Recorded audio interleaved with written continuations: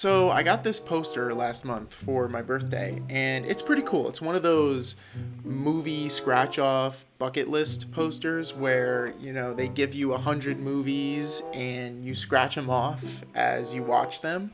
And this one's cool because it's specifically a 100 horror movie poster. So it's all horror. And I thought, hey, this would be a pretty good idea for a video where I go through and talk about each movie on this that I've seen. And this could even be like a project that I do on the channel where, like, as I watch more of these movies on this poster, I can keep updating you guys on which ones I've seen. I went through the poster and I counted how many of these I've seen, and I've actually only seen 37 out of these 100 movies. So I'm not doing too well on this, but you know what? I think it makes it a little more interesting because now it makes my goal a little more challenging to achieve. Because now I have more movies to watch to complete this poster. So I thought it would be cool for now to go through all of the movies that I've seen on this poster and say at least one thing about each movie. For this first video, I'm only going to be doing half of that 37. So, without further ado, let's get started with this list. There's also some cool artwork on this poster for each movie, so I'll be showing off the artwork as I go along here. The first movie on this poster is actually one that I have seen, and it is The Cabinet of Dr. Caligari. So this film is interesting. It is considered to be the first horror film ever made. I actually had to watch this film twice while I was in school. Once for a film class in high school, and the second time was for a film class in college. And it's pretty boring. It is an important piece of history, and for that alone, if you're a fan of horror and you haven't seen it already, I think you should watch it. The first time I had to watch this for high school, I had to watch it at home, and I didn't watch the whole thing. I kind of just skipped through it, but in college, when I had to watch it, we watched it in class, and I actually fell asleep while we were watching it in class. So I can't say much about the content of this film since I never watched it in its entirety. I've only seen bits and pieces of it, but I've seen all of the, most important parts. I think what they do at the ending is pretty interesting. It's an interesting watch, but for me, it's something that I've seen once and I don't have any interest in watching it again. Some of these I've already scratched off because, like I said, I was scratching it off before, and the unscratched artwork is different from the artwork underneath. Alright, so the second film on this poster that I have seen is Nosferatu. All of the films that I've already scratched off, these were all seen in the same college class. It was a global cinema horror class. It was like a history of global horror cinema. I also fell asleep during this movie. This is a trend that you're going to see with these films in these first two rows on the poster. I've pretty much slept through all of them because the way that the class was, this was after, a long day of work, and I'd have this night class that would go from I think 6:30 to 9 o'clock at night. And we're sitting in this cold room with all the lights off, watching this old movie with no sound. So it was just the perfect recipe for a good nap. So it's not necessarily the fault of these films. I really was just tired by the end of that day. For Nosferatu, I can say the story behind this film is way more interesting than the film itself, in my opinion. Now, if you're like me, the first time you saw Nosferatu was in a SpongeBob episode. And that was, for a while, that was the extent of my knowledge of Nosferatu. But when I finally watched this film in college, as a film student. I learned about the background of this film. This movie is actually an unofficial adaptation of Bram Stoker's Dracula novel. They did not get the rights or the permission to use the Dracula novel for the film. So what they did was they just changed details and they changed everyone's name from the book and just made their own version. And that's how we get this film. They changed Dracula's name to Nosferatu. So technically speaking, this film is a knockoff film. However, I think you could say this is the best ripoff film ever made because it has stood the test of time and is considered to be a classic. Next film we have that I've seen is Dracula. So this is the famous Dracula film from Universal starring Bela Lugosi. And this time they actually did have the rights to use the Dracula novel for this film. So this film is pretty much Nosferatu with the correct names. Now, this is our first non-silent film on this poster that I've seen. So going forward, they're all films with sound. The weird thing about this movie and a couple of these other early films is that there's no score in the entire movie. This movie and the next movie we're going to talk about, no score. There's so many moments that are kind of awkward because you're just watching it play out with no music happening. Nowadays, we're so accustomed to hearing music in our films that it's very noticeable when you watch this film because it's just so quiet. But there is dialogue audio, so you have that. But this movie definitely could have benefited from a soundtrack. It's also not really scary just because we have much scarier shit in our movies nowadays. The things we have in our horror movies now would be like illegal to show in these early films. Yeah, that's Dracula. Next up is Frankenstein, the original Frankenstein, starring Boris Karloff. I've seen this film twice now. Both times I slept through it. So, like I said, first time was in that class. The second time I saw this film was actually recently. It was just last year, back in October. This movie, like Dracula, has no score in it. And I don't know, just something about it always puts me to sleep when I watch it. It's nothing against these movies. I can't really get into them. They're not really my style, but I can still appreciate them. This film actually kind of started a rivalry between Bela Lugosi, who plays Dracula, and Boris Karloff, who plays Frankenstein's monster. And it's kind of like how Sylvester Stallone and Arnold Schwarzenegger had a rivalry going in the action movie genre back in the day. It's kind of similar to that, where these guys would play, various characters for different horror movies, even appearing in the same movie together a couple times.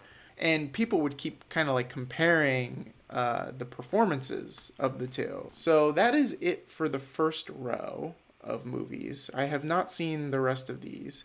So now, starting with the second row, the next movie that I've seen is The Invisible Man. I don't even think I could really consider this to be a horror film because I don't think the director's intention was to have you be afraid of the Invisible Man. This guy realizes since he's invisible, he can get away with doing a lot of shit. So the movie is really about just watching this guy mess around with people while he's invisible. So he just kind of commits a bunch of crimes. You see him mess around with the cops.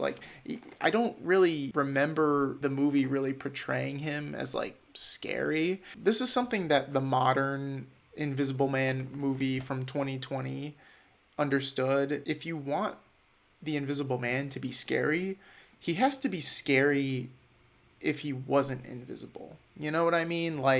In my opinion, the invisibility should make an already scary man even scarier. It shouldn't be the thing that makes the man scary. Because then, if that's what you're going for, then it's really not scary. Thus, demonstrated in this film.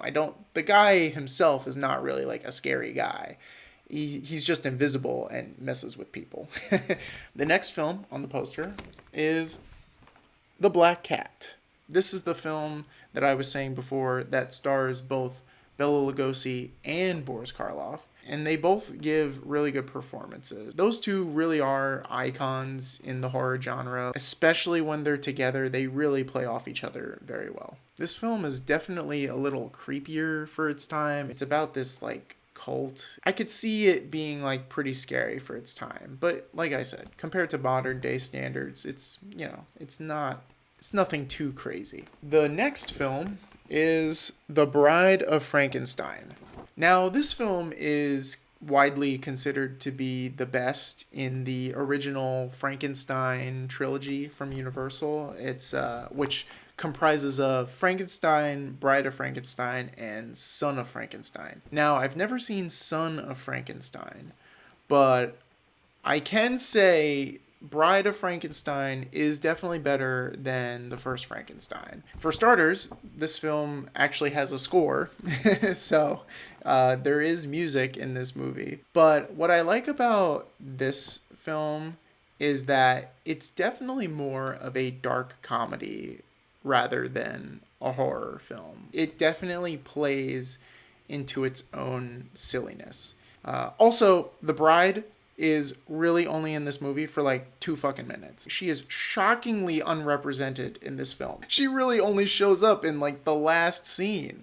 It's crazy. So that's all the films that I already scratched off. Now we're getting into the ones that I have not scratched off yet.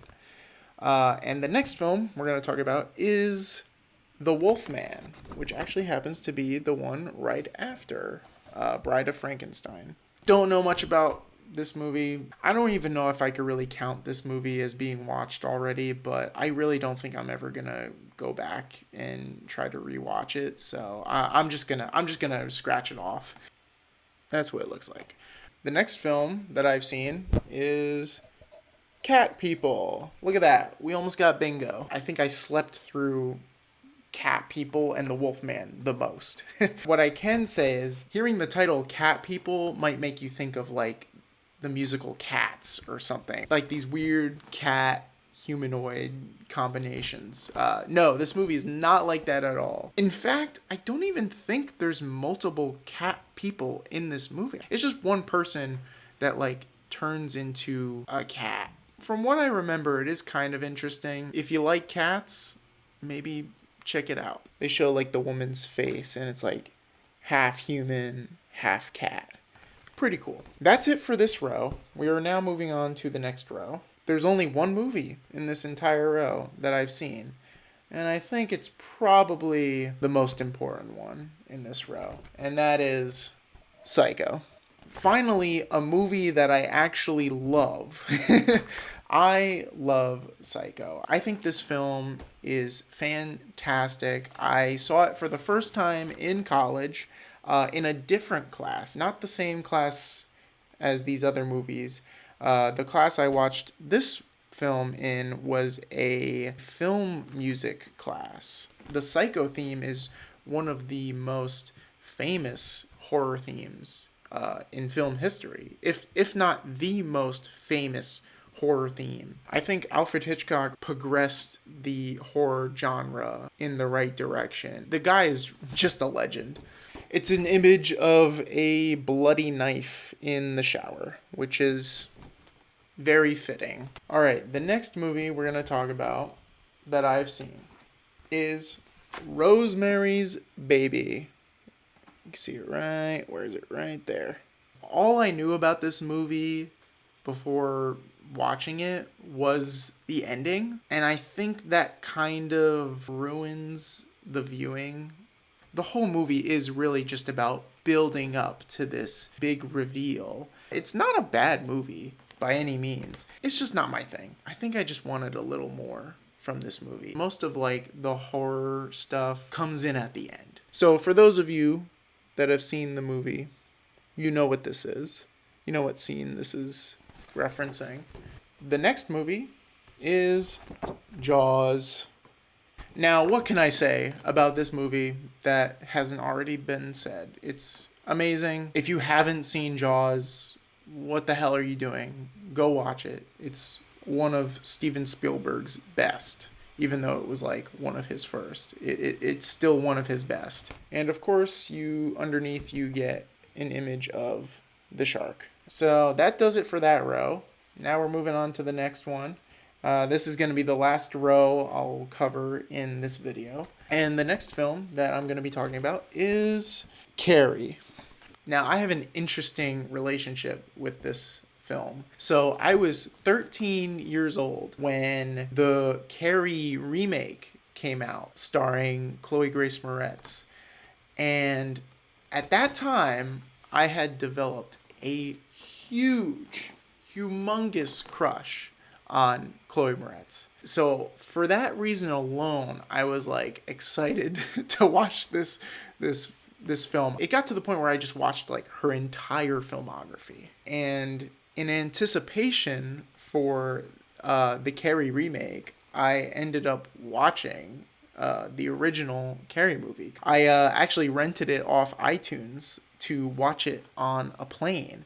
And if you know anything about Carrie, you know that it begins with a girl's locker room scene where there's a bunch of naked women.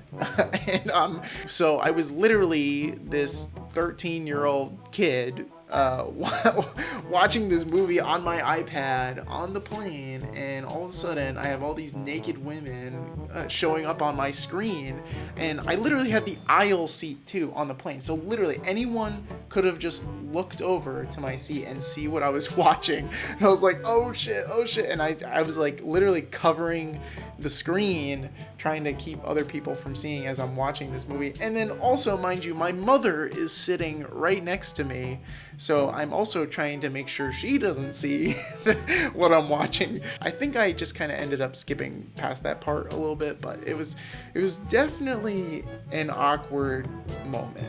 But the film itself is really good. I think the original is definitely better than the remake. This one shows Carrie in that iconic image of her prom dress soaked in pig's blood.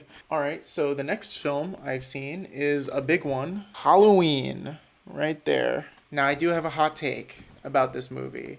I might piss some people off with this one, but I think Halloween is vastly overrated. The best thing I could say about this movie is I love its vibe. I love the music. In my opinion, it has the best horror theme of all time. I love that theme so much that when Fortnite came out with an emote using that theme, I had to get it. But yeah, the movie only really gets great in the last 10 or 15 minutes. Like when Michael Myers finally goes after Laurie Strode. That's when the movie is at its best. You don't know at all why Michael Myers is going after Laurie Strode. And this movie really just leaves you off on a cliffhanger. And so it's not even a complete movie. Honestly, I might piss some people off by saying this, but I actually think Halloween Part 2 is better than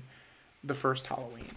Because at least in Part 2, you learn Michael Myers' motive, you learn the backstory, you learn about his connection to Laurie Strode, and it has a definitive ending, until they started making more sequels. Oh, this one's cool. I like this one. This has, oh my god, it's getting all, look at this.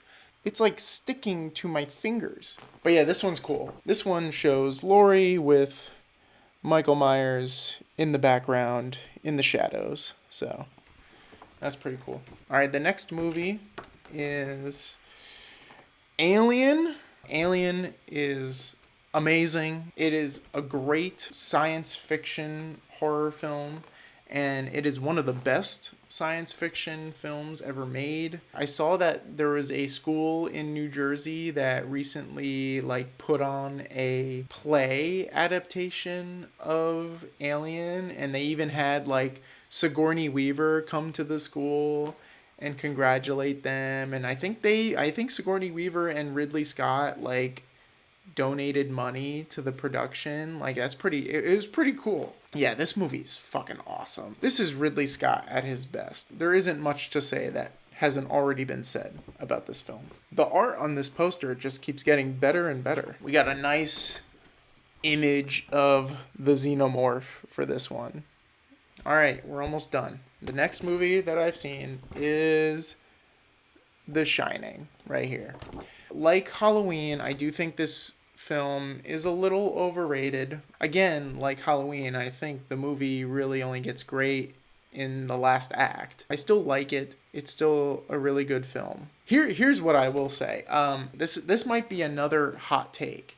I actually think Doctor Sleep is better than The Shining. I really like how Doctor Sleep focuses more on like the Shining ability, kind of like a horror superhero movie, you know, like it's because it's dealing with all these people with these special abilities, and there's like a bad group and then there's the good guys. Does anybody remember that movie, The New Mutants? I think that's what it was called. It was like supposed to take place in like the X-Men universe. I think Doctor Sleep did what New Mutants failed to do, which was make a really good horror movie about people with superpowers. This one's an iconic one. It is the two little girls in the hallway. All right, and the last movie that I'm going to talk about for this video is the last movie on this row, and that is Friday the 13th.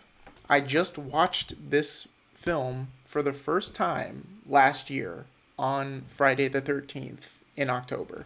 I was like, the stars have aligned. It is too perfect. I cannot miss this opportunity. So I watched it, and honestly, I thought it was pretty good. I will say, I was a little disappointed. I knew it was Jason's mother that was the killer. However, I thought that they would have at least kind of built up to that reveal. I thought the mother was gonna be like a character in the movie that you meet earlier on, and then, you know, as you go through the movie, there's more hints to her being the killer. No, she just shows up out of nowhere at the end of the movie and basically just reveals that she was the killer the whole time. I was so disappointed by that. I thought that was like the complete wrong way to go about this reveal. So it wasn't as good as I thought it was going to be. The artwork on this one is actually